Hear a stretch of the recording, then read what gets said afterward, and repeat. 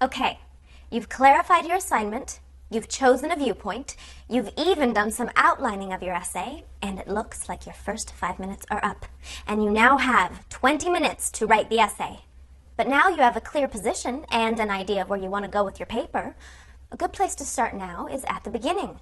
The beginning of your paper is where you state your position. That's the purpose of an essay and most academic papers. You state a position and then you prove it. Sort of like the opening of a court case. Your thesis statement should say the focus of your paper as succinctly and clearly as possible. Your thesis statement tells your reader the main point you're trying to make or your position. The rest of your paper attempts to prove that your thesis statement is right. Remember, the thesis statement is the numero uno, Mac Daddy, primo importante part of your paper. And if your paper doesn't have one, then you're going to be singing the blues. It's also important to have a manageable thesis that's suitable for the length and purpose of the essay.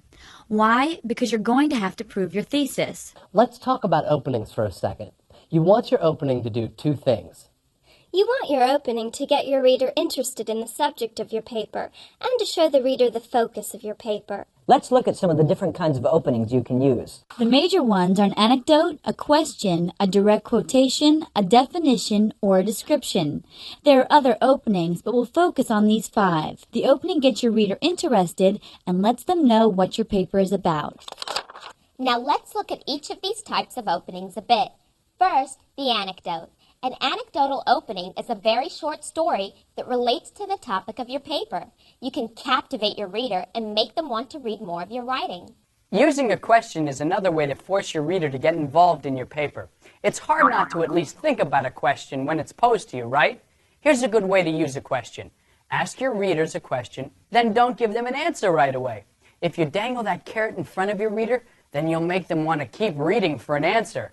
Now, using a direct quotation that fits what you're writing about can be a good technique to open your papers with. Let's face it, though.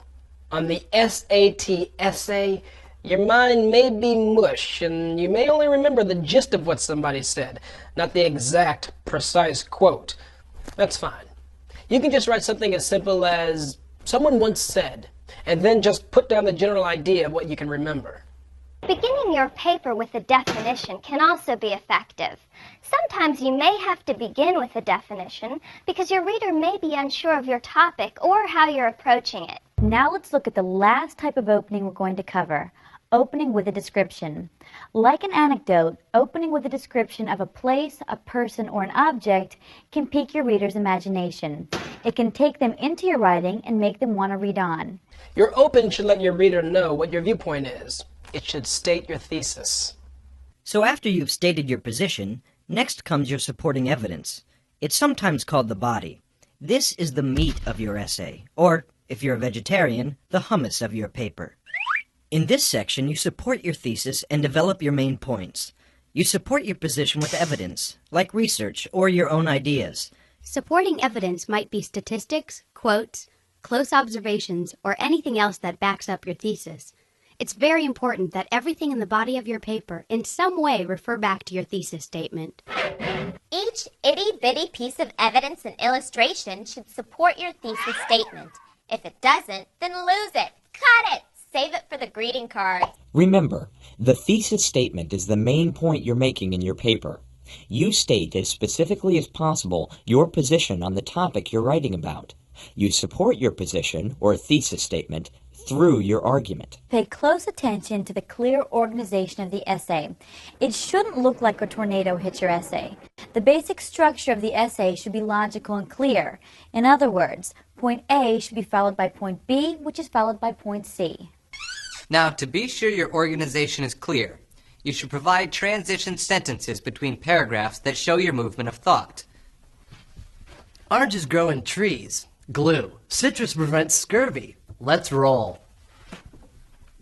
Needs some transition sentences, doesn't it? Transition sentences connect the idea in one paragraph to the idea in the next paragraph. They're kind of like signposts. They help your readers see the direction your thoughts take. Without transition sentences, your readers might get lost and end up someplace like Des Moines. Transition sentences show your reader how what you just said relates to what you're about to say.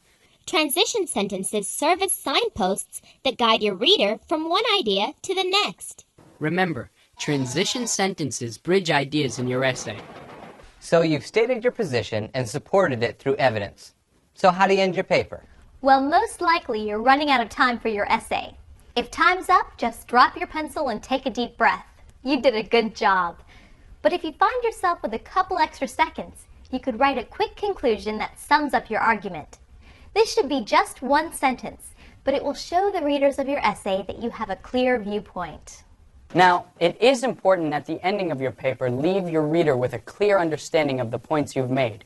Your goal is to reaffirm your thesis, but also make your reader wish that this wasn't the end of your paper.